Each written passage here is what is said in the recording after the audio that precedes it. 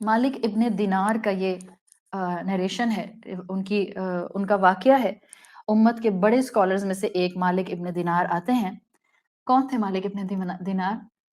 ایک وقت میں مسجد نبوی کے مدینہ میں امام مسجد تھے، وہاں امامت کرایا کرتے تھے۔ اب ظاہری بات ہے ایک بہت بڑا رینک ملا ہے نا کسی کو مسجد نبوی میں، تو اگر آپ کو اور مجھے لٹرلی بتا رہی ہوں صفائی کرنے کا بھی موقع مل جائے اور کہے آپ نے ساری زندگی یہاں گزارنی ہے، میرا نہیں خیال ہم میں سے کوئی ہوگا جو انکار کر دے۔ ہم کہیں گے ہاں میں تیار ہوں۔ مسجد نبوی ہے، وہ معمولی جگہ تو نہیں ہے۔ وہاں جا کے جہاں آئی ڈونٹ نو آپ لوگوں کو کیا فیلنگز آتی ہیں، بٹ اٹس آلویز لائک کہ ایک قدم اس کے اندر رکھنے کی ہمت نہیں ہوتی ہے کہ میں اس قابل نہیں ہوں کہ اس مسجد میں ایک قدم بھی رکھ سکوں، بیکاز اس مسجد کی ہر جگہ پر کہیں نہ کہیں اللہ کے رسول صلی اللہ علیہ وسلم کے قدم مبارک ٹچ کیے ہوئے ہیں، اور آپ کے ذہن میں وہ تصویر آ جاتی ہے۔ So it was a high مقام for anyone to be the مسجد کا امام آف مسجد نبوی۔ لوگ اس وقت بھی انسپائر ہوتے تھے جس کو یہ مقام ملتا تھا، لوگ آج بھی انسپائر ہوتے ہیں۔ تو ایک نوجوان تھا جو مالک ابن دینار کی پرسنالٹی سے بہت انسپائر تھا۔ ایک دن وہ ان کے پاس آیا اور ان سے پوچھا کہ آپ کو یہ مقام کیسے ملا؟ لوگوں کی خواہش ہوتی ہے نا کہ وہ لوگوں سے جو آگے دین میں نکل رہے ہیں ان سے پوچھیں کہ آپ یہاں تک کیسے پہنچے۔ تو اس نوجوان نے پوچھا how did you get to this مقام، پلیز مجھے بتائیں۔ ظاہر آپ مسجد نبوی کے امام ہیں اور آپ آس پاس جتنے لوگ ہوتے ہیں وہ کیا سوچتے ہیں ان کے بارے میں، یہ تو فرشتہ صفت انسان ہوں گے جب بھی تو اس مقام پر پہنچ گئے، بڑے بچپن سے متقی ہوں گے، کبھی کوئی گناہ نہیں کیا ہوگا، بہت محسن ہوں گے، زندگی بھر انہوں نے جو ہے وہ صرف اور صرف عبادت کی ہوگی، تسبیح پڑھی ہوگی، ذکر کیا ہوگا، سجدے کیے ہوں گے۔ مالک ابن دینار اس نوجوان کو لے کر ایک کونے میں بیٹھ گئے اور ان سے کہا کہ ایسا کچھ نہیں ہے جیسا تم سوچ رہے ہو۔ اور مالک ابن دینار نے اپنی زندگی کے بارے میں بتانا شروع کیا۔ This will give you concepts and constant concepts. غور سے سنیے گا۔ انہوں نے کہا I used to be a drunkard. میں الکوہولک تھا۔ I worked under a tyrant. ایک ظالم انسان کے ساتھ میں کام کیا کرتا تھا اور وہ مجھے جو حکم دیتا تھا میں لوگوں پر ظلم کرتا تھا۔ میں نے لوگوں کو بلا وجہ زیادتیوں کا نشانہ بھی بنایا اور میں نے لوگوں کو اس ٹائرنٹ کے کہنے پہ مار پیٹ بھی بہت کی، اور میری زندگی ایک سٹیج پر ایسی تھی کہ میں معاشرے میں مشہور نہیں تھا، بدنام تھا، تو لوگ مجھے اپنی بیٹی دینے کو تیار نہیں تھے۔ بڑی مشکل سے میرا نکاح ہوا، اور کہتے ہیں جب ایونچولی میرا نکاح ہو گیا تو اللہ نے مجھے کچھ عرصے کے بعد اولاد کی نعمت بیٹی عطا کی، مگر کہتے ہیں کہ زندگی میں تھوڑا سا فرق تو آیا بیٹی کے آنے سے، لیکن ابھی بھی کہتے ہیں میں الکوہولک رہا، ڈرنک کرتا رہا۔ مسلمان تھے، نمازیں پڑھنے والے مسلمان تھے، بس ایمان کی یہ سائیڈ کمزور تھی۔ کہتے ہیں میں الکوہولک رہا۔ پھر کہتے ہیں ایک دن بیٹی چھوٹی سی تھی، میں اس کے ساتھ کھیل رہا تھا and I was drunk. He told this man, he dropped her اپنے ہاتھوں سے، بیکاز وہ ڈرنک تھے، ان کو اندازہ نہیں ہوا، اینڈ شی ڈائڈ۔ جب انسان شراب پیتا ہے، الکوہولک ہوتا ہے اور اس حد تک پیتا ہے کہ اس کے ہوش و حواس ختم ہو جائیں، تو اس کو نہیں پتا چلتا وہ کیا کر رہا ہے، کیا بول رہا ہے، کیا کہہ رہا ہے، کیا کرنا چاہ رہا ہے۔ وہ چھوٹی سی بچی ان کے ہاتھوں سے گری اور اس بچی کا انتقال ہو گیا۔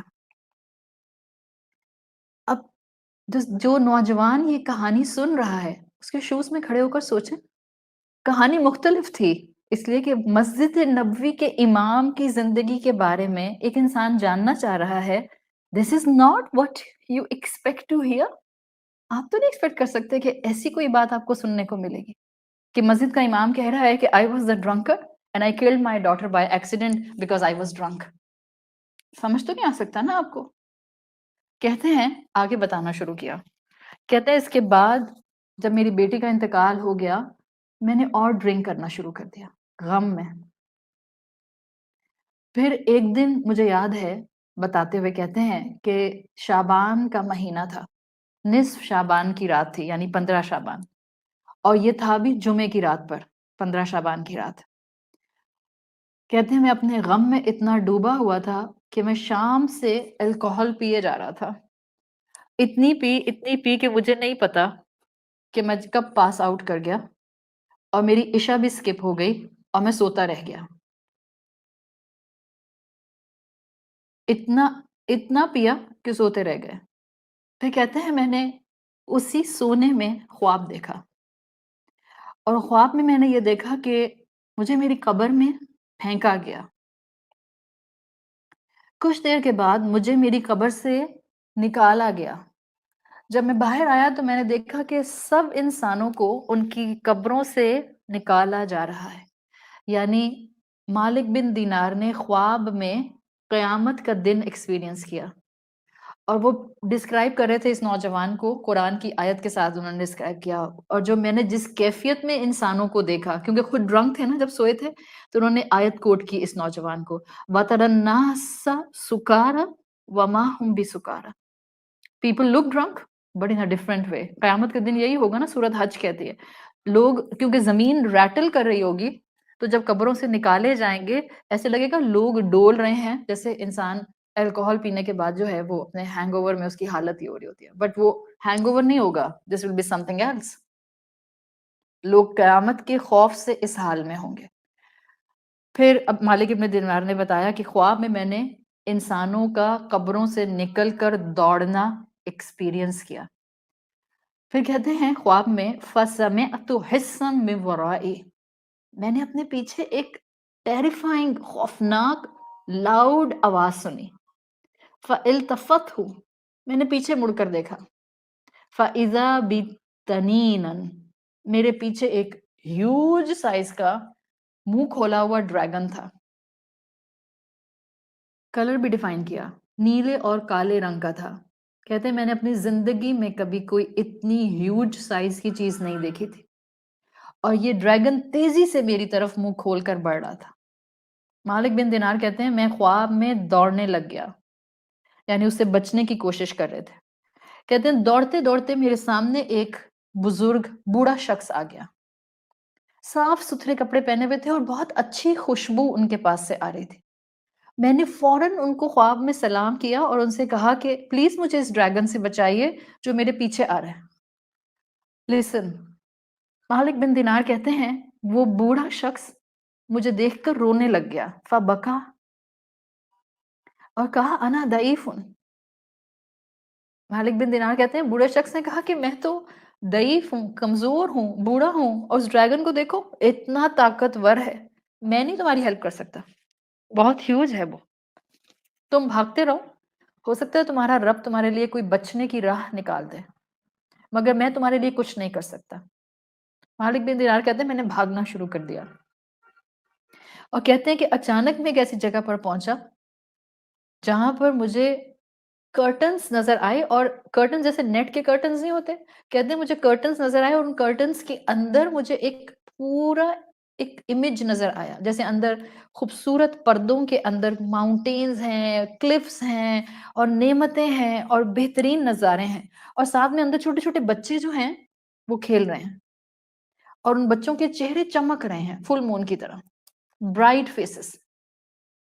کہتے ہیں میں ابھی یہ دیکھ ہی رہا تھا، اس جگہ کے سامنے آ کے بالکل میسمرائز ہو گیا تھا کہ مجھے اپنی بیٹی اس کرٹن میں سے جس کا انتقال ہو گیا تھا مجھے وہ آتی ہوئی دکھائی دی۔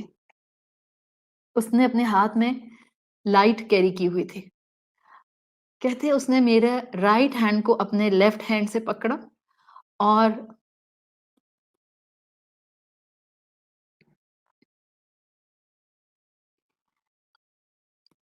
I'm sorry.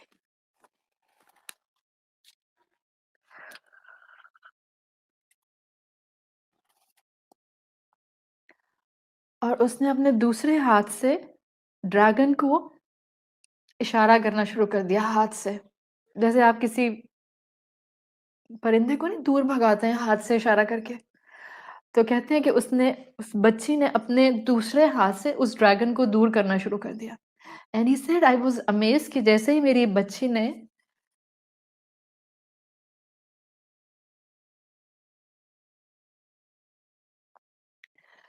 وہ ہاتھ سے اس ڈریگن کو اشارہ کیا تو وہ ڈریگن واپس مڑ گیا اور وہاں سے چلا گیا.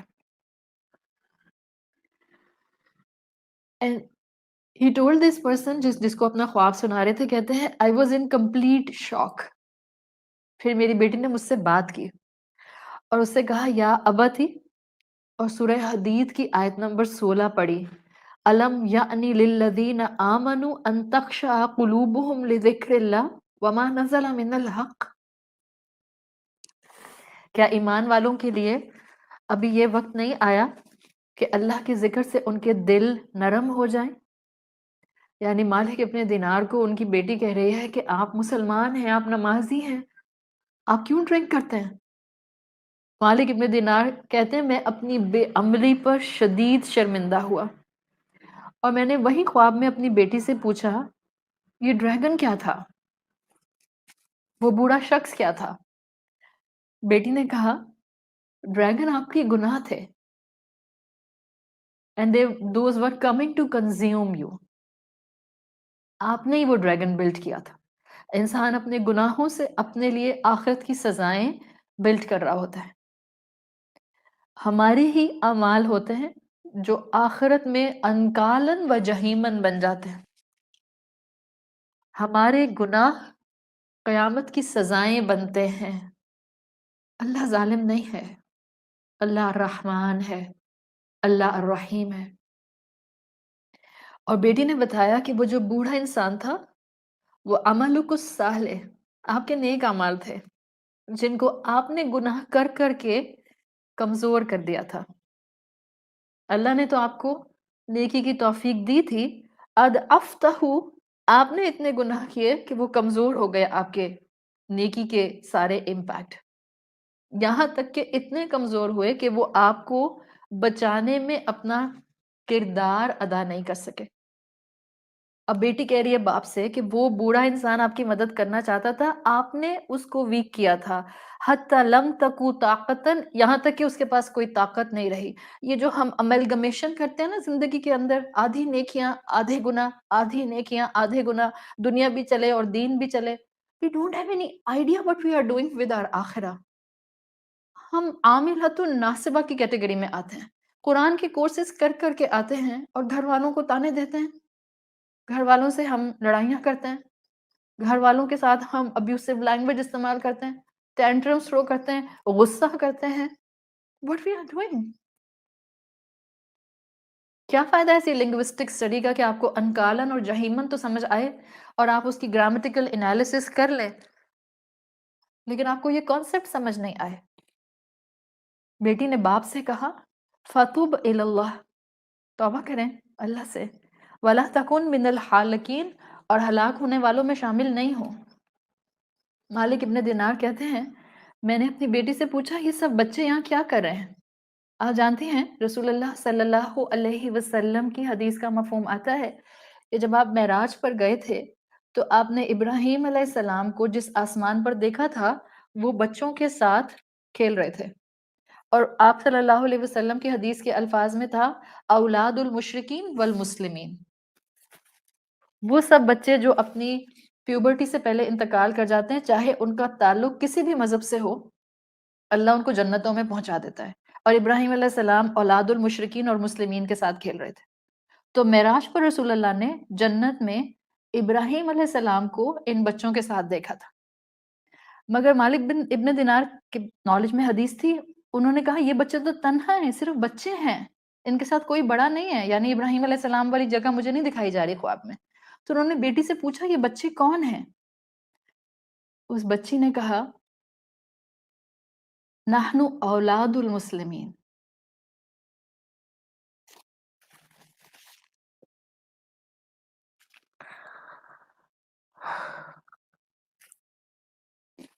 ہم مسلمانوں کی اولاد ہیں.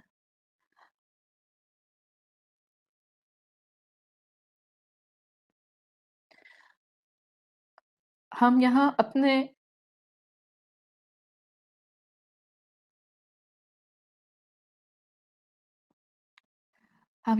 والدین کا انتظار کر رہے ہیں تاکہ ان کی شفاعت کر سکے. اللہ ہم سب کے لیے آسان کرے. جنہوں نے اپنی اولادوں کو کھویا ہے، آپ نے اگر اولاد کا غم سہا ہے تو اللہ آپ کو آخرت میں اپنی رحمت کے سائے میں لے گا اگر آپ نے صبر کیا ہے۔ مالک ابن دینار کہتے ہیں اس پر میری آنکھ کھل گئی اور میں نے اپنے گھر میں سب شراب کی بوتلیں توڑ دیں، وضو کیا اور فجر کا وقت ہو رہا تھا، نماز پڑھی اور اس دن کے بعد سے میں نے پیچھے مڑ کر نہیں دیکھا، سچی توبہ کر لی۔ ان کی توبہ تک آنے سے پہلے ان کی آخرت کی ویژولائزیشن نے ان کو فائدہ دے دیا۔ تو خوابوں کی ریزن ہوتی ہیں، اور اب مالک ابن دینار اس سے کنیکٹ کر گئے تھے۔ ہم آخرت کے اوپر سیریز کی سیریز اٹینڈ کر رہے ہوتے ہیں، ہمیں انٹرسٹ ہوتا ہے کہ آخرت میں سٹیپ بائی سٹیپ کیا ہوگا، پہلے ہمیں قبروں سے اٹھایا جائے گا تو ہم پھر کہاں جائیں گے، صراط کب آئے گا، صراط کے بعد جو ہے وہ جو ویٹ کیے جائیں گے اعمال، اس میں کیسے ویٹ کیے جائیں گے، وہ کس جگہ قائم ہوگا، رسول اللہ کی شفاعت کہاں پر ہوگی، کس طرح سے ہماری کتاب کھولی جائے گی، وہ کتاب کیسی ہوگی، فرشتے کون سے ہوں گے، سب کچھ ہمارے لیے اہم ہو جاتا ہے۔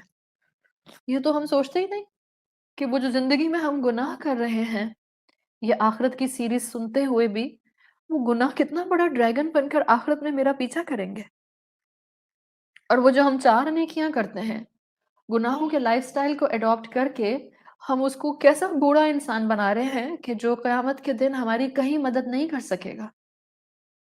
یہ ویژولائزیشن ہے جو انتباہ ان مختلف ان کی کیٹیگری میں آتا ہے جو قرآن دیتا ہے تاکہ ہم اس قرآن سے کنیکٹ کر سکیں۔ اگر اس دن کوئی نور ہوگا تو وہ صرف میری نیکیوں کا نور ہوگا۔ یہ رب کی محبت ہے کہ وہ اس قرآن کے ذریعے آخرت کا ذکر کرتا ہے، سزاؤں کا ذکر کرتا ہے۔ وہ رب خدا نخواستہ نعوذ باللہ سیڈسٹ نہیں ہے کہ آپ کہیں کہ اللہ نے جو ہے وہ سزاؤں کا ذکر کر کے ہم پر ظلم کر دیا ہے۔ Out of love, out of محبت اس نے سزاؤں کا ذکر کیا ہے۔ کتنا بڑا لیسن ہے مالک ابن دینار کے اس خواب میں اور زندگی کے پورے سٹرکچر اور بائیوگرافی میں ہمارے لیے۔ مالک ابن دینار کی زندگی میں ایک سٹیج وہ تھا جہاں خوشیاں، جہاں نیکیاں اور گناہ دونوں تھے، بلکہ گناہ زیادہ تھے، مگر ان کی زندگی میں خوبصورت مقام یہ ہے کہ انہوں نے توبہ کی، آخرت کو امیجن کرتے ہوئے، درست کانسیپٹ آخرت کا بلٹ کرتے ہوئے، اور پھر وہ مسجد نبوی کے امام بن گئے۔ خوبصورتی کے ساتھ ان کی زندگی کا اختتام ہوا، امید ہے ان کی زندگی میں۔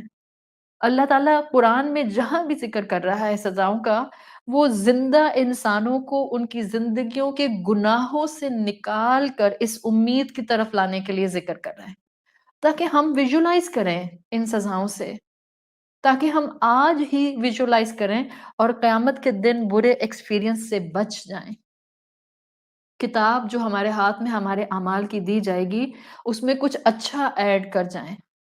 ہم نہیں چاہتے کہ ہم اللہ کی ناراضگی کے ساتھ اٹھائے جائیں، ہم نہیں چاہتے کہ ہم انکالن اور جہیمن کا حقدار بنا کر کھڑے کر دیے جائیں۔ ہم حالت ایمان میں اللہ کو فیس کرنا چاہتے ہیں، ہم 1 to 1 اللہ کے سامنے جب کھڑے ہوں تو ہم اللہ سے کہہ سکیں اللہ ہم نے اپنی جان لگا دی تھی بٹ آپ کا راستہ نہیں چھوڑا تھا۔ دنیا کی زندگی میں آخرت کو ویژولائز کر کے درست گزارنے والے بن جائیں، یہ قرآن کا مقصد ہے۔